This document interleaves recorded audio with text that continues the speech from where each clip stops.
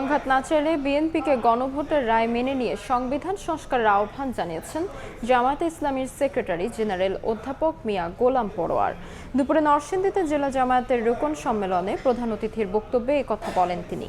এ সময় দাবি আদায়ে সংসদে ব্যর্থ হলে রাজপথে যাওয়া ছাড়া আর কোনো বিকল্প থাকবে না বলেও হুঁশিয়ারি দেন তিনি। দিল্লি থেকে দেশে রাজনৈতিক অস্থিরতা সৃষ্টির অপচেষ্টা চলছে বলেও অভিযোগ করেন পরোয়ার।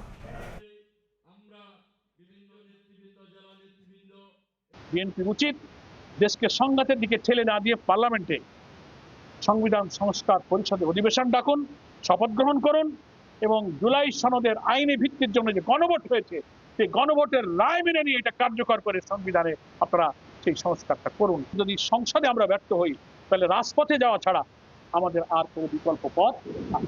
আমরা সব প্রতিবেশীর সাথে যেমন বন্ধুত্বপূর্ণ সম্পর্ক চাই, দেশের স্বার্থে ন্যায্য সম্পর্ক চাই, কিন্তু একের পর এক একটা দেশের রাজনীতি, সরকার এবং জাতীয় স্বার্থের বিরুদ্ধে কেউ পদক্ষেপ নিলে দেশের জনগণ তো সেটা পছন্দ করবে।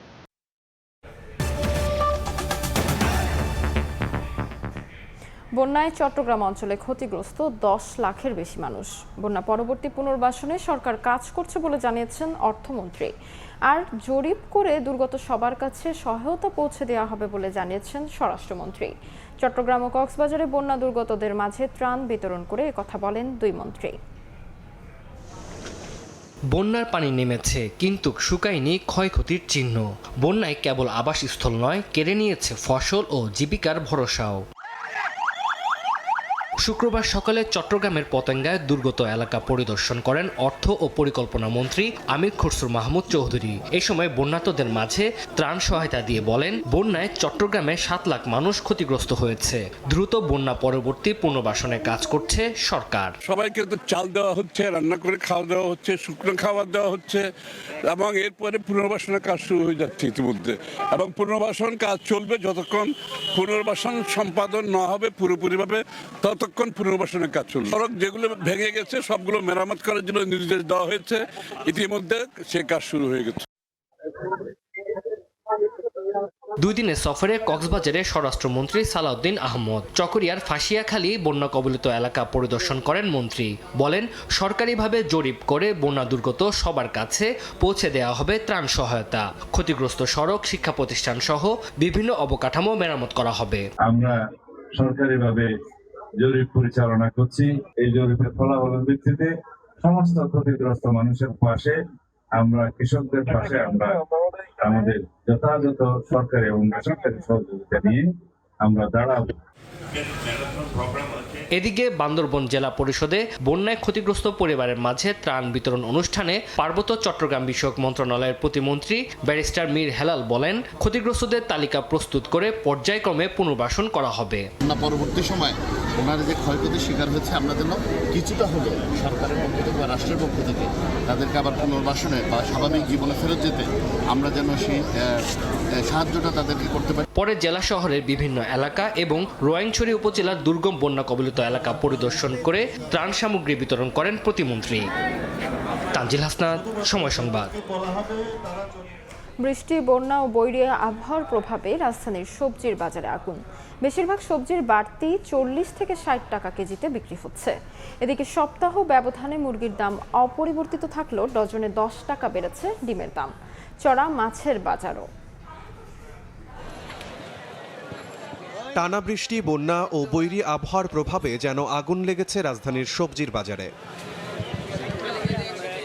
সপ্তাহ ব্যবধানে বেশিরভাগ সবজির দাম কেজিতে 40 থেকে 60 টাকা পর্যন্ত বেড়েছে। এতে সাধারণ ক্রেতারা বাড়তি খরচের চাপে পড়লেও বিক্রেতাদের সোজাসাপটা উত্তর, বৃষ্টিতে কমেছে সরবরাহ। আমি 20 মিনিট ধরে ব্যাগ নিয়ে ঘুরতাছি, দাম শুনে খালি পিছিয়ে যায়, মানে কিনবো সে সাহসটা আমি পাচ্ছি না। যেখানে সবজি, এখানে বৃষ্টি হয়েছে, বৃষ্টির কারণে নষ্ট হয়ে গেছে অনেক সবজি। অতিরিক্ত পানি হওয়ার কারণে সবজি আনা যাচ্ছে না বা এগুলো পানি ভর্তি হয়ে গেছে, এই জন্য দাম বাড়ছে।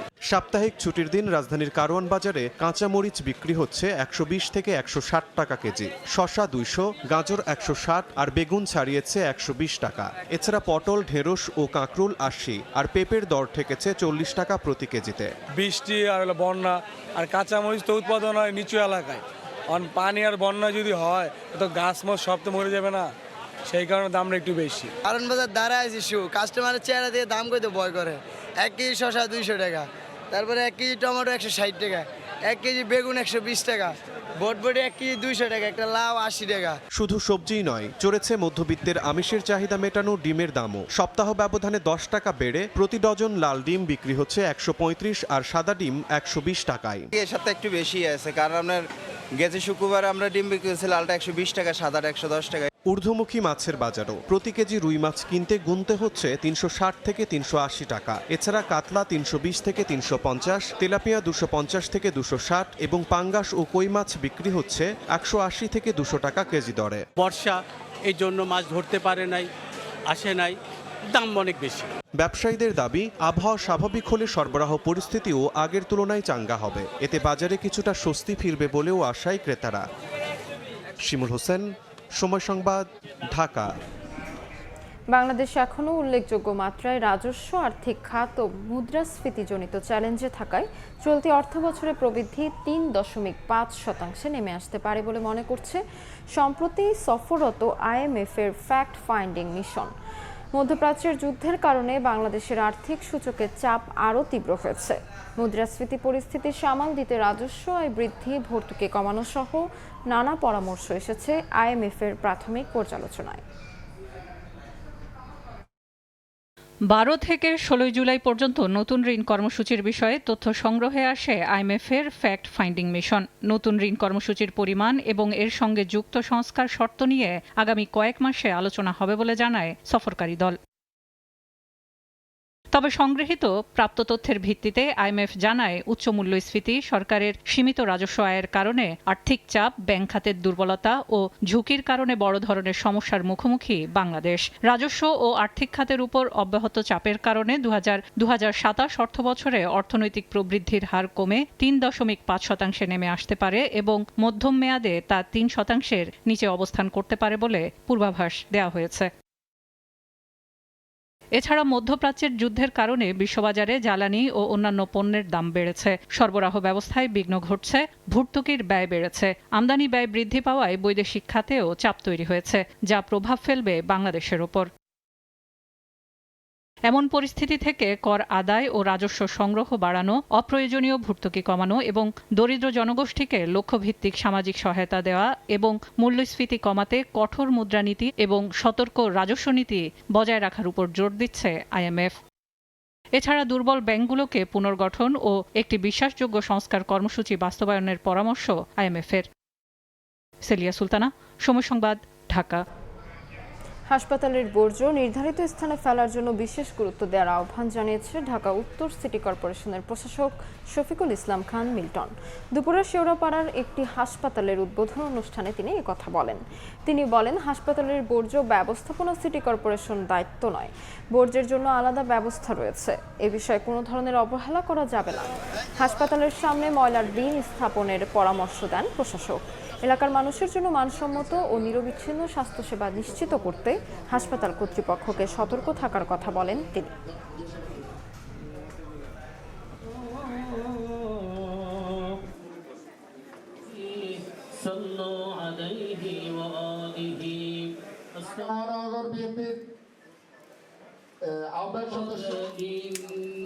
বিদেশি শিক্ষার্থী ও সাংবাদিকদের জন্য ভিসা নীতিতে বড় পরিবর্তন আনছে যুক্তরাষ্ট্র। নতুন নিয়মে শিক্ষার্থীরা সর্বোচ্চ 4 বছর থাকতে পারবেন, আর পড়াশোনা শেষ হলে দেশ ছাড়তে সময় পাবেন মাত্র 30 দিন।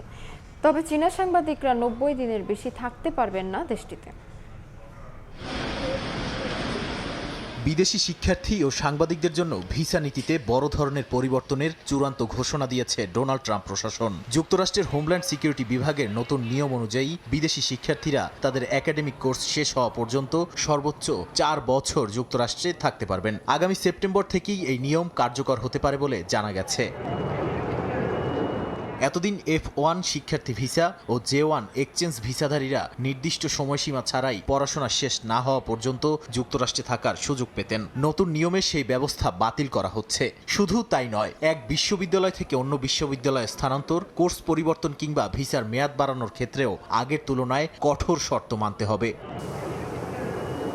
নতুন নীতিতে পড়াশোনা শেষ হওয়ার পর বিদেশি শিক্ষার্থীদের যুক্তরাষ্ট্র ছেড়ে যেতে বা অন্য ধরনের ভিসায় পরিবর্তন করতে মাত্র 30 দিন সময় দেয়া হবে। আগে এ সময় ছিল 60 দিন। অন্যদিকে বিদেশি সাংবাদিকদের ভিসার মেয়াদ হবে 240 দিন বা প্রায় 8 মাস।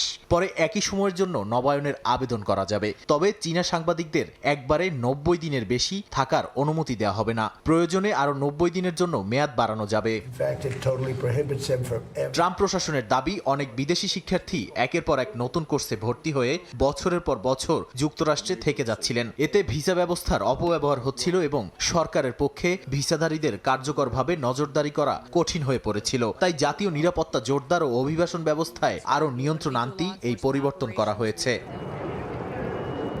তবে নতুন নিয়মের সমালোচনা করেছে আন্তর্জাতিক শিক্ষা ও সংবাদ মাধ্যম সংশ্লিষ্ট বিভিন্ন সংগঠন। তাদের মতে এতে যুক্তরাষ্ট্রে মেধাবী বিদেশি শিক্ষার্থীদের আগ্রহ কমে যাবে। বিশেষ করে পিএইচডি ও গবেষণাধর্মী কোর্স শেষ করতে অনেক সময় 4 বছরের বেশি লাগে। একই সঙ্গে বিদেশি সাংবাদিকদের স্বল্পমেয়াদী ভিসা আন্তর্জাতিক সংবাদ মাধ্যমগুলোর যুক্তরাষ্ট্রে দীর্ঘমেয়াদী কার্যক্রম পরিচালনাও কঠিন করে তুলবে।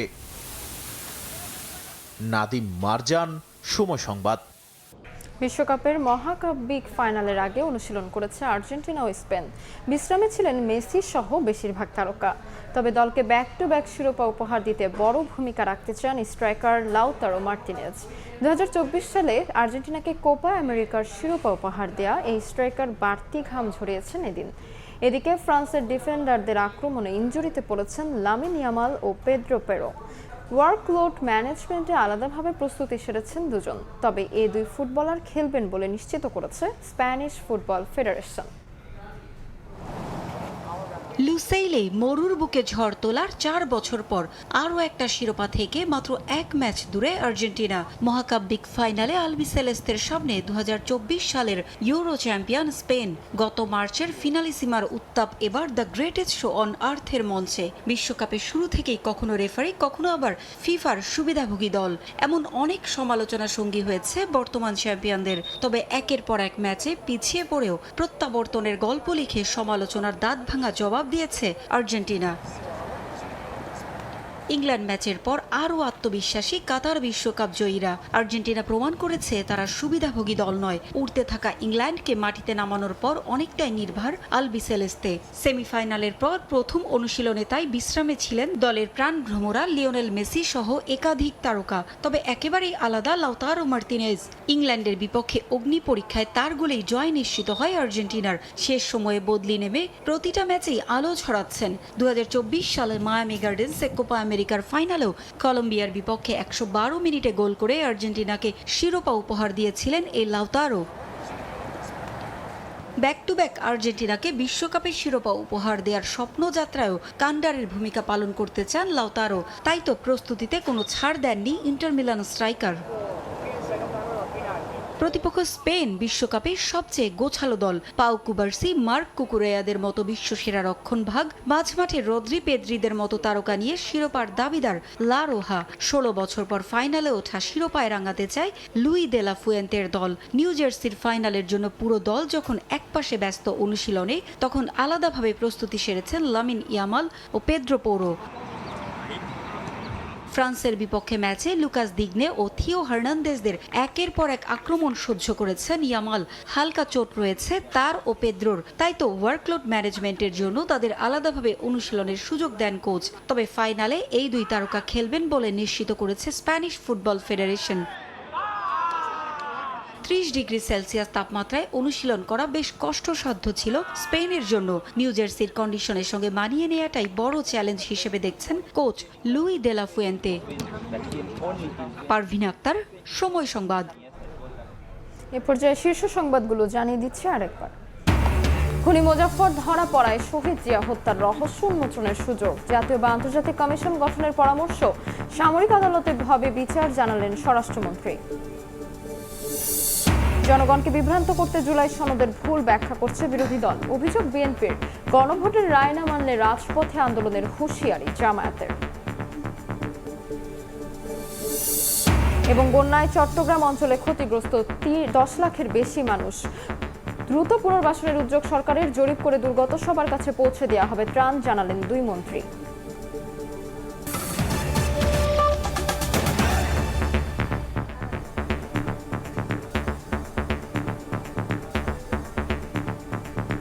এ ছিল 5টার সময় সংবাদে।